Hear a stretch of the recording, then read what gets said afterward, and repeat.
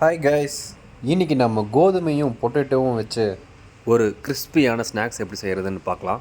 So video skip பண்ணாமல் பாருங்கள். First நம்ம மாவு ரெடி பண்ணிக்கலாம். அதுக்கு ஒரு பவுலில் 2 கப் கோதுமை மாவு ஆட் பண்ணிவிட்டு அது கூட கொஞ்சம் தேவையான உப்பு சேர்த்து தண்ணி ஊற்றி சப்பாத்தி மாவு பதத்துக்கு நல்லா பிசைஞ்சு எடுத்துக்கலாம்.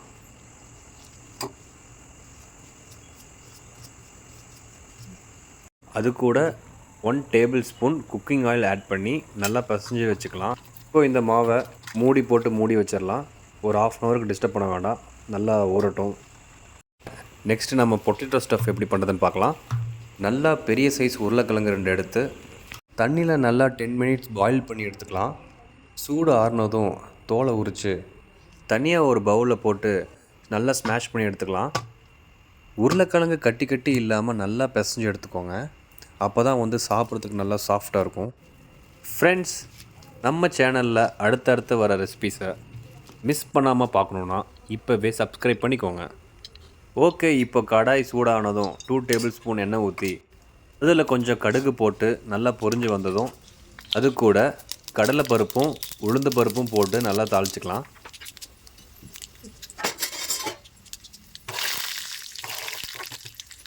இப்படி நல்ல பொன்னிறமாக ஆனதும் நறுக்கி வச்ச வெங்காயம் 1 கப் ஆட் பண்ணி வணக்கி விட்டுக்கலாம்.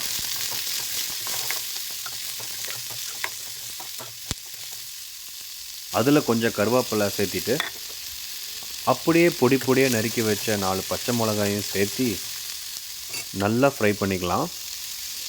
இந்த வெங்காயம், பச்சை மிளகாய், கருவேப்பிலாம் நல்லா ஃப்ரை ஆனதுக்கப்புறம் அதில் நாம் பிசைஞ்சு வச்ச உருளைக்கிழங்கு எடுத்து கொஞ்சமாக ஆட் பண்ணி மிக்ஸ் பண்ணிக்கலாம்.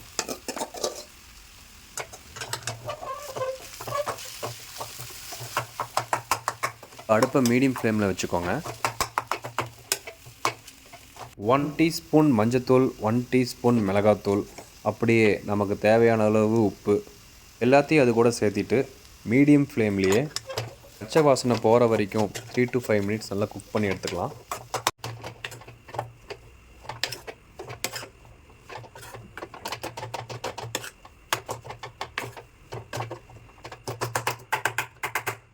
இந்த கேப்பில் நம்ம ஒரு பேஸ்ட் ரெடி பண்ணிக்கலாம். இதுக்கு நம்ம கார்ன்ஃப்ளவர் மாவு இல்லைன்னா மைதா மாவு யூஸ் பண்ணிக்கலாம். கிட்ட கார்ன்ஃப்ளவர் மாவு இருக்கிறதுனால 2 ஸ்பூன் எடுத்து தண்ணியில் கலந்து பேஸ்ட் மாதிரி செஞ்சு எடுத்துட்டோம்.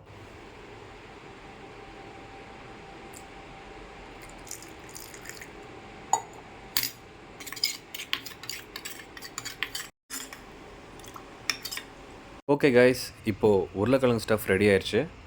சூடு ஆறுனதும் இந்த மாதிரி சின்ன உருண்டையாக பிடிச்சி தனியாக பவுல் எடுத்து வச்சுக்கலாம்.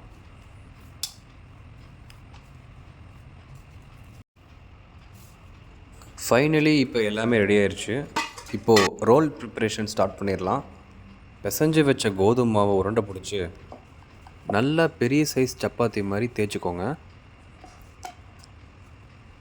இதில் மாவோட லேயரு நல்லா தின்னாக இருக்கணும். அப்போது தான் கிறிஸ்பியான ரோல் கிடைக்கும். சைடில் இருக்கிற மாவெல்லாம் இந்த மாதிரி கட் பண்ணி எடுத்துடலாம்.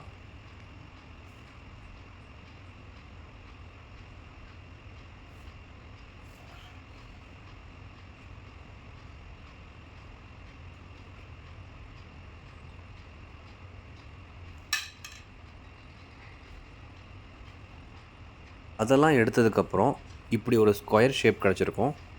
இதையும் இப்படி அழகாக 2ஆக கட் பண்ணி எடுத்துக்கலாம். செஞ்சு வச்ச உருண்டையை மாவு மேலே வச்சு இப்படி ரொட்டேட் பண்ணிட்டு வரணும். அதோட எட்ஜை கார்ன்ஃப்ளவர் பேஸ்ட்டை போட்டு தடவி ஒட்டிக்கலாம். அப்படியே சைடில் இருக்க 2 ஓப்பனிங்ஸை அந்த பேஸ்ட்டில் நல்லா டிப் பண்ணி இப்படி நல்லா ப்ரெஸ் பண்ணி சீல் பண்ணிடுங்க. அப்போது தான் ஆயிலில் போடும்போது பொட்டேட்டோ ஸ்டஃப் பிரிஞ்சு வராமல் இருக்கும். இதே ப்ராசஸை கண்டினியூ பண்ணி நம்மக்கிட்ட இருக்க எல்லா உருண்டையும் ரோல் பண்ணி பிளேட்டில் எடுத்து வச்சுக்கலாம்.